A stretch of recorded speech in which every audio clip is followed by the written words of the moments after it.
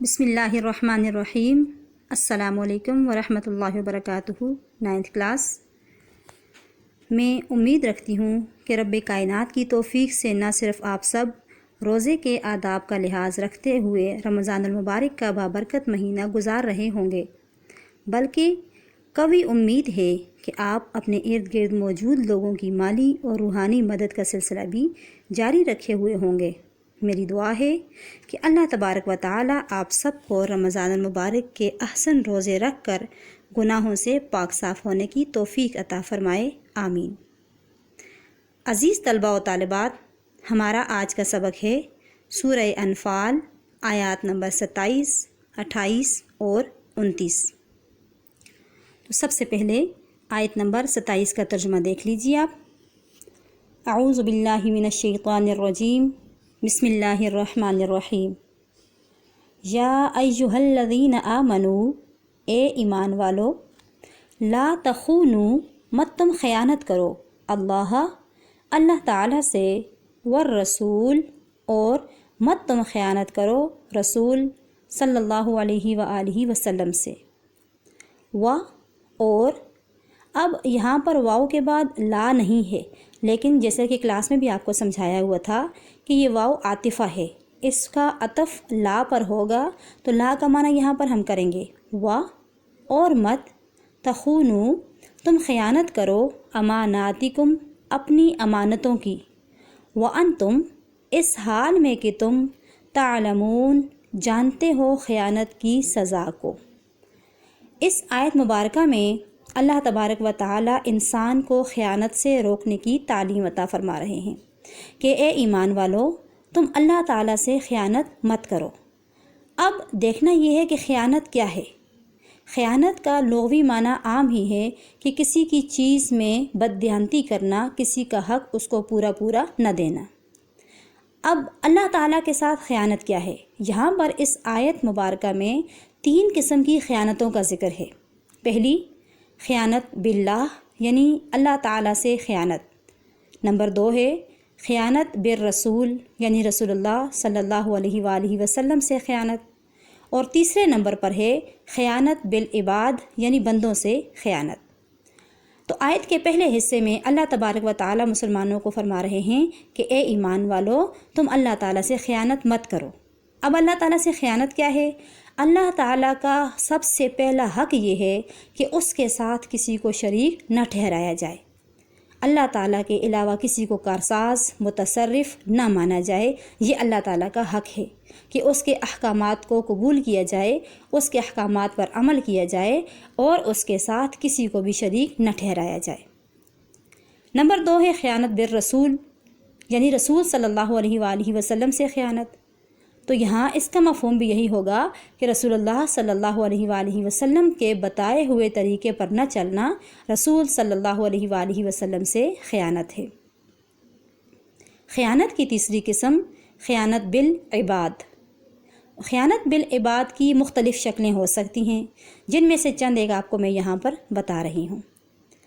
خیانت بالعباد یعنی بندوں سے خیانت۔ اب خیانت بالعباد کی بہت ساری صورتیں ہیں، جن میں سے پہلی صورت ہے مالی خیانت، یعنی اگر کوئی مسلمان کسی مسلمان کے پاس کوئی مسلمان یا کوئی دوسرا غیر مسلم اپنا کوئی مال امانت کے طور پر رکھواتا ہے، تو مسلمان کے لیے جائز نہیں کہ وہ اس کے مال میں خیانت کرے، اس کے مال میں کمی کرے، یا اس کے مال کے ساتھ دوسرا مال تبدیل کر دے۔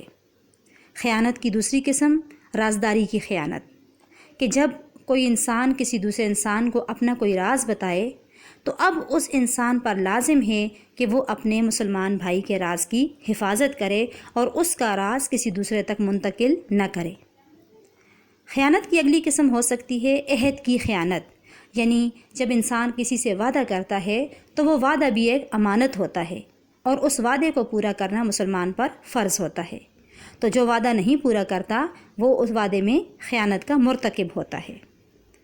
اگلی قسم اس کی ہو سکتی ہے فرائض میں خیانت، یعنی جو ڈیوٹی اپنے ذمہ کسی نے لی ہے، اس ڈیوٹی کو پورے طریقے سے نہ نبھانا، اس میں کمی کوتاہی کرنا، اپنے فرائض کو صحیح طریقے سے انجام نہ دینا، چاہے وہ فرائض گھریلو طور پر ہوں یا معاشرتی طور پر ہوں۔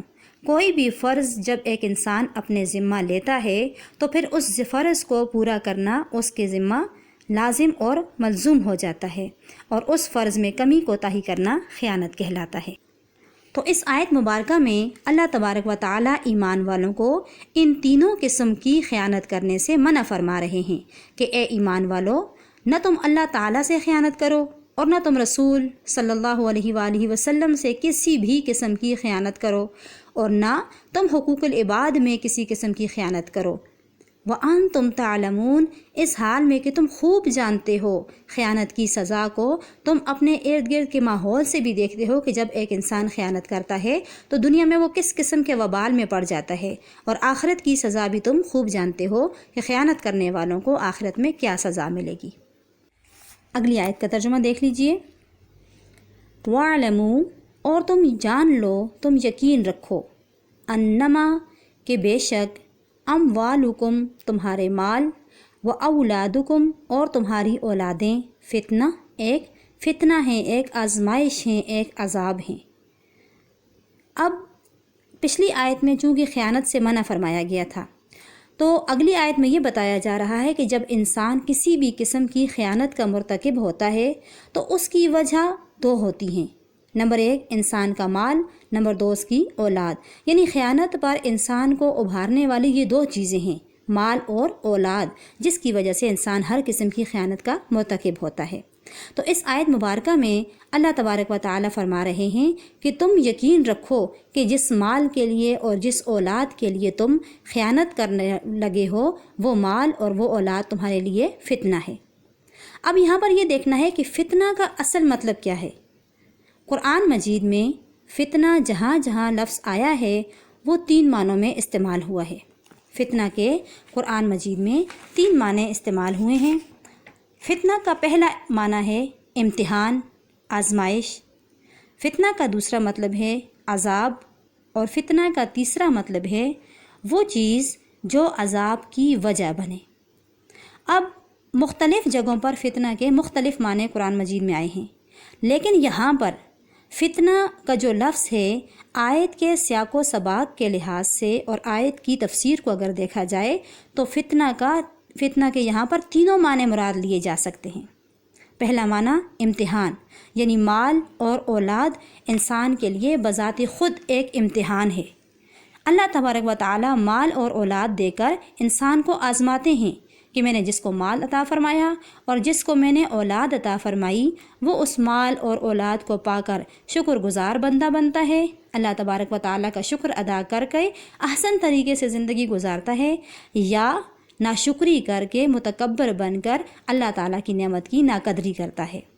تو فتنہ کا پہلا معنی اگر مراد لیا جائے تو معنی یہ ہوگا کہ مال اور اولاد انسان کے لیے ایک آزمائش ہیں، جو دے کر اللہ تعالیٰ انسان کو آزماتا ہے، اور نہ دے کر بھی آزماتا ہے کہ میں اپنے بندے کو اولاد اور مال نہیں دے رہا تو کیا میرا بندہ صبر کرنے والا بنتا ہے یا میری ذات پر شکوہ شکایت کرنے والا بنتا ہے۔ فتنہ کا دوسرا معنی ہے عذاب۔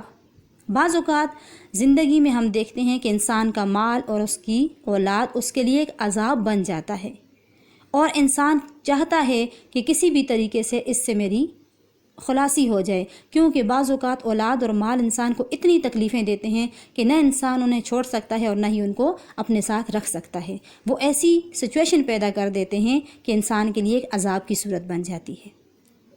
اور تیسرا معنی اگر دیکھا جائے کہ وہ چیز جو عذاب کا سبب بنتی ہے، تو ہم دیکھتے ہیں عام زندگی میں کہ انسان کے گناہوں کی زیادہ تر وجوہات جو ہیں وہ مال اور اولاد ہیں، کہ جب انسان اللہ تبارک و تعالیٰ اور اس کے رسول صلی اللہ علیہ وآلہ وسلم کی نافرمانی کرتا ہے تو اس کی بنیادی 2 وجہیں ہوتی ہیں، یا تو مال کے حصول کے لیے وہ نافرمانی کرتا ہے، یا پھر اپنی اولاد کے کسی بھی قسم کے سکھ کے لیے، اپنی اولاد کے کسی بھی قسم کے فائدے کے لیے وہ اللہ تعالیٰ اور اس کے رسول صلی اللہ علیہ وآلہ وسلم کی نافرمانی کرتا ہے۔